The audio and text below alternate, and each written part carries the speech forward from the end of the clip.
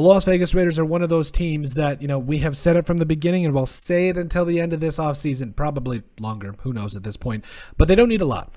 Obviously, we've put out videos about their biggest needs. I would really like to see a number one wide receiver, a better corner, some help along the offensive line, a D tackle, and maybe a linebacker that can contribute next to Denzel Perryman, maybe bring a little bit off the pass rush. And that would be my goal. That would be it, ideal for me.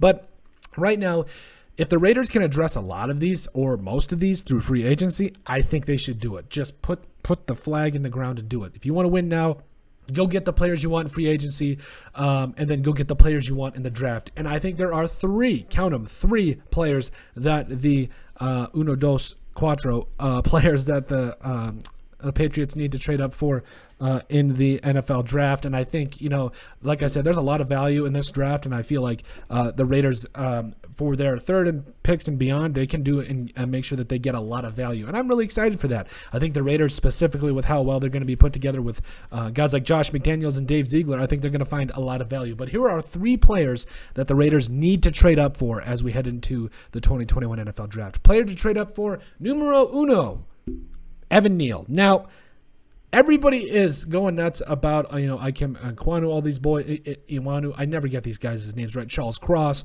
all these other tackles. But make no mistake, Evan Neal is a bad man. He's a bad man. Now, question is, how much are you going to have to give up for these guys? To trade up from 22 to probably 4 or 5, probably quite a bit. Second or third. But again, if you can get some of these guys and fill some of these needs, I don't love the free agents here. So if you can get a guy like, trade up and get a guy like Evan Neal, Evan Neal, and then also just address whatever needs you have in free agency. This is best case scenario for me. Trading up for a guy like Evan Neal, well, not a best case. I think a really favorable case, because if they can address corner, wide receiver, and linebacker, D tackle, if they can sign a guy, an impact player at each of those positions, and then go in and draft Evan Neal and then put Leatherwood at guard, oh boy, that is a good looking offensive line. You love that. That's an offensive line. That's an offensive line that coaches just, they love it. They smile, they grin from ear to ear, because you got some boys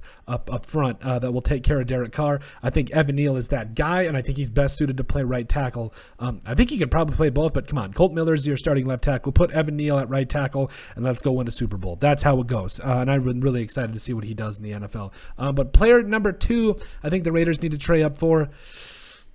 Sauce Gardner. Yeah, Ahmad Gardner. I got to be honest here.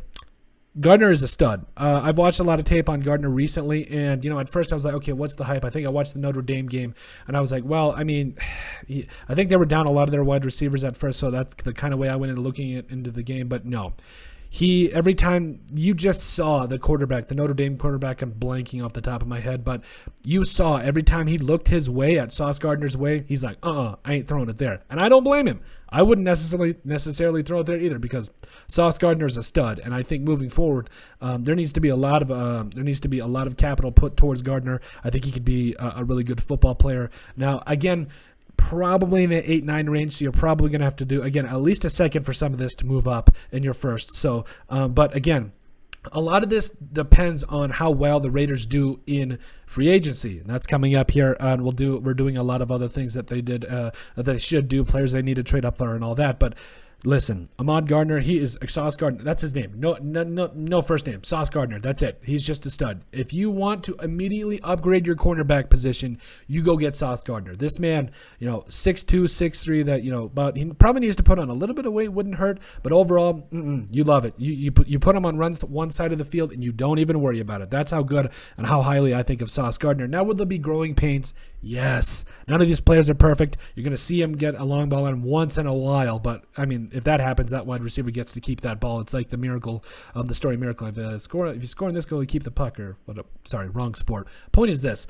Sauce Gardner is a stud, and if the Raiders can address a lot of these other positions, and you'll notice all three of these guys are different positions, so if they address one or the other in free agency, they need to trade up for one of these guys, because all three of these guys are difference makers, and I think Sauce Gardner is kind of the latest example.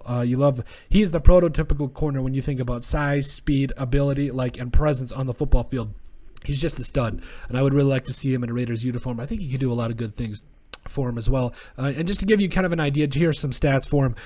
3 picks in all 3 of his years. And to come in as a freshman right away, have 2 pick sixes. And then after that, I think there was some crazy stat that Sauce Gardner, I'm not even going to try to say his first name because it's Sauce Gardner. That's the kind of respect he's got. Is Sauce Gardner is the guy that you immediately put on one side of the field. You don't worry about it. You put him on the opposing team's number 1 wide receiver and you watch him shut him down. I don't think he allowed a touchdown in college. Do you know how crazy that is?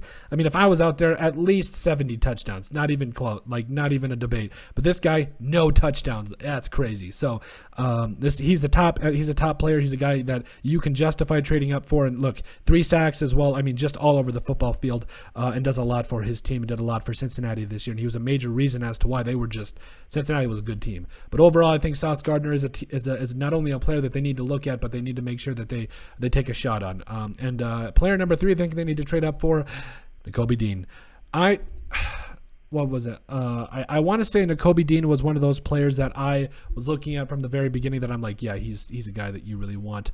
But overall, he's not just a guy you want. He's a guy you trade up for.